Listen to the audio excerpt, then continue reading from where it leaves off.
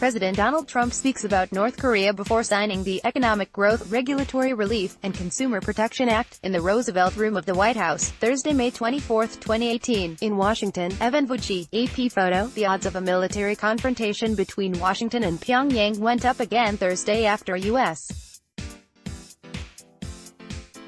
President Donald Trump called off a historic summit with North Korean leader Kim Jong Un and warned that the U.S. military was ready in the event of any reckless acts by North Korea, says a Canadian expert. Trump wrote a letter to Kim to announce his abrupt withdrawal from what would have been a first-ever meeting between a serving U.S. president and a North Korean leader in Singapore on June 12. Sadly, based on the tremendous anger and open hostility displayed in your most recent statement, I feel it would be inappropriate, at this time, to have this long-planned meeting. Trump wrote. Please let this letter serve to represent that the Singapore summit, for the good of both parties, but to the detriment of the world, will not take place. The U.S. withdrawal means the international community is back to square one in its efforts to resolve the crisis, said David Welch, professor of political science at the University of Waterloo. We are back where we were in early January, said Welch, chair of global security at the Center for International Governance Innovation at the Balsillie School of International Affairs.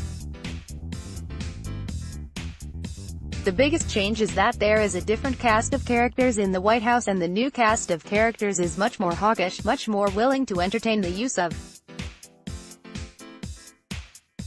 force to forcibly denuclearize North Korea. Click to listen to the full interview with David Welch. Listen in _interview_3 201-80524. We 30, a combination of love letter and breakup letter. Welch said Trump's letter itself was bizarre. It was a combination of love letter and breakup letter with some not very thinly veiled threats, said Welch. But it's not a surprise that Trump canceled this summit. It was becoming pretty obvious to him what everybody else looking at the situation already knew was obvious, which was that North Korea wasn't going to give him what he wanted. No area of potential agreement. This Wednesday, in November 29, 2017, image provided by the North Korean government. On Thursday, in November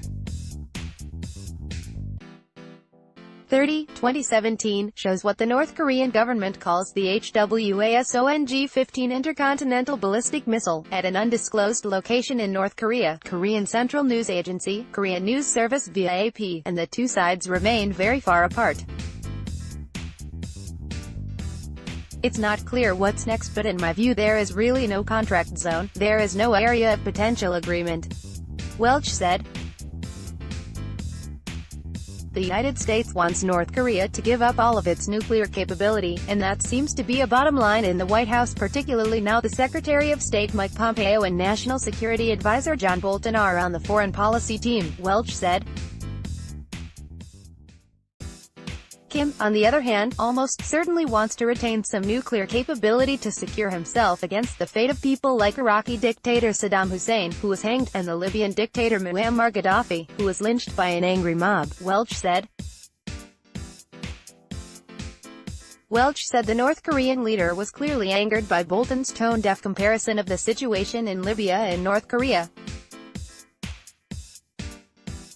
It's unclear why Trump was convinced that North Korea was ready to discuss complete denuclearization at the proposed summit, especially since Pompeo visited Pyongyang and spoke with Kim. It's always possible that North Korean leaders told him lies, that they misrepresented their actual willingness and their actual intentions, Welch said. Bear in mind that for Kim the summit would have been a win even if there was no agreement. One of the things the North Korean leader wanted was the photo opportunity of Trump shaking his hand, treating him as an equal on the world stage, he said. That would have been just a lottery jackpot back home, Welch said. Trump didn't do his homework. On January 3, 2018, North Korean leader Kim Jong Un made a televised address saying he was willing to send a delegation to the Winter Olympics in South Korea and that he had a nuclear button on his desk. On Young-jun, AP photo, file. Trump, on the other hand, needed a deal. He couldn't come back without a deal without looking like a loser, Welch said. I think Trump was frankly not surprisingly deluded in thinking he could go and sit down with Kim Jong Un and through the force of his personality come back with whatever he wanted, Welch said.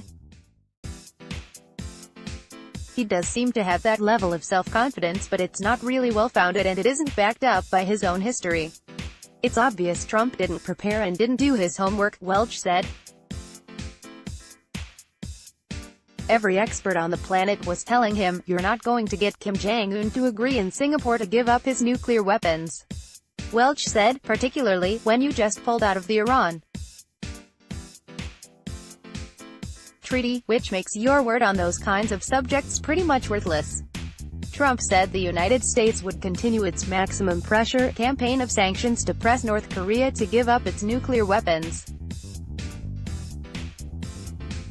At the end of the day, it's up to Trump to decide whether he's going to admit defeat and accept the fact that North Korea is a nuclear state with the United States vulnerable to their weapons, Welch said, or accept all the horrible human costs of going in and making sure that North Korea doesn't have nuclear weapons. With files from Reuters.